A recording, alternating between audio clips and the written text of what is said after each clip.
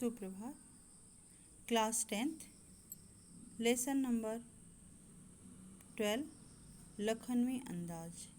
जैसा कि हम लोग इससे पहली क्लास में यशपाल जी के जीवन परिचय, साहित्यिक परिचय और रचनाओं के बारे में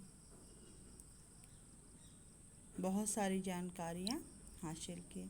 आज हम लोग यशपाल जी द्वारा लिखित शीर्षक लखनवी अंदाज इसका अध्ययन करेंगे। तो यशपाल की इस व्यंग रचना में उस पतनशील सामंती वर्ग जैसे नवाब, छोटे राजा और जमींदार वर्ग पर कटाक्ष किया गया है, अर्थात जमींदार, छोटे नवाब और राजा महाराजाओं पे व्यंग किया गया है। जिसे बनावटी जीवन जीने और झूठी शान प्रदर्शित करने की आदत है, वह सामंती मानसिकता के लोग वास्तविक स्थिति परिस्थिति से बेखबर बनावट और नफासत का जीवन आज भी बिता रहे हैं। कहने का तात्पर्य यह है कि जिनको बनावटीपन पसंद है, बनावटी यानी दिखावा पसंद है, वो दिखावे की संस्कृति में भी आज भी अपना जीवन व्यतीत कर रहे हैं। एक प्रकार से देखा जाए तो यह सामाजिक परजीविता है। ये कोई अच्छा गुण नहीं है, यह सामाजिक परजीविता है।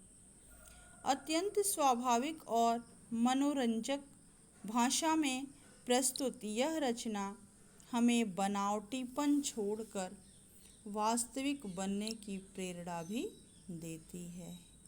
यह रचना जो है यशपाल जी की, हमें यह प्रेरणा देती है, इस ओर प्रेरित करती है कि हमें बनावटीपन छोड़ करके वास्तविक जीवन जीना चाहिए।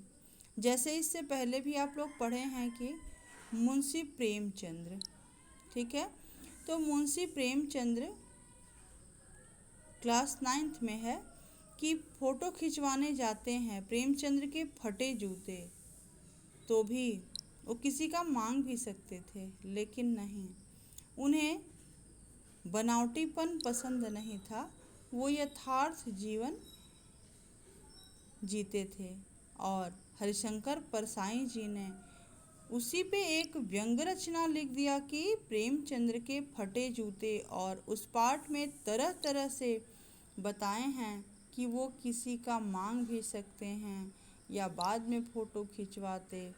यहाँ तक कहते हैं कि अरे दिखाने के लिए या फ़ोटो खिंचवाने के लिए लोग बीबी तक मांग लेते हैं, और यह शख्स जो है एक जूता नहीं मांग पाया और फटे जूते में इसकी उंगली दिख रही है और फ़ोटो खिंचवाया है, ठीक है।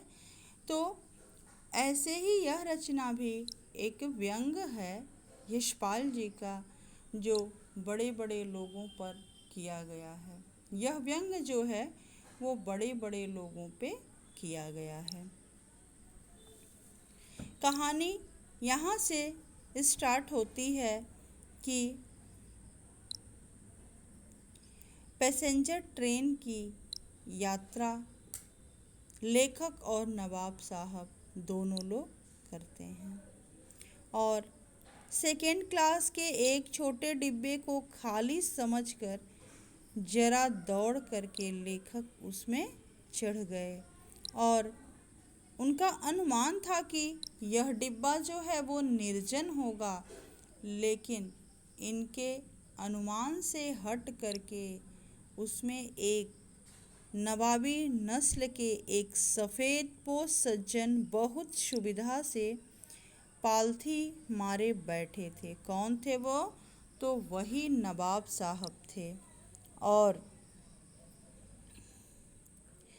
लेने के लिए तो सेकेंड क्लास का टिकट ले लिया, और जब लेखक डिब्बे में चढ़े तो उन्हें वही सफ़ेद पोश नवाब साहब नज़र आए, जो शांति को भंग करते नवाबी हुलिया के एक सज्जन व्यक्ति थे। यानी कि लेखक की शांति को भंग करने वाले वो सफ़ेदपोश नवाबी नस्ल के व्यक्ति थे और उनके सामने दो खीरे तौलिए पर रखे थे। लेखक उन्हें देखकर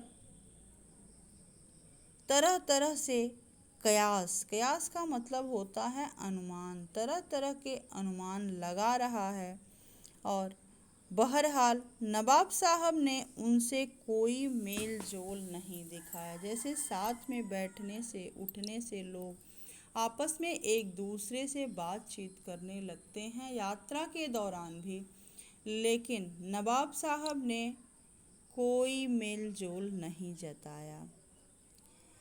लेखक को बड़ी झेप महसूस हो रही थी और लेखक भी उसमें बैठा था। तो साहित्यकार जो होते हैं हमेशा अपने साहित्य रचना के बारे में सोचते रहते हैं। ऐसे ही लेखक भी बैठे हैं। आगे का जो अंश है हम लोग अगली क्लास में पढ़ेंगे। धन्यवाद।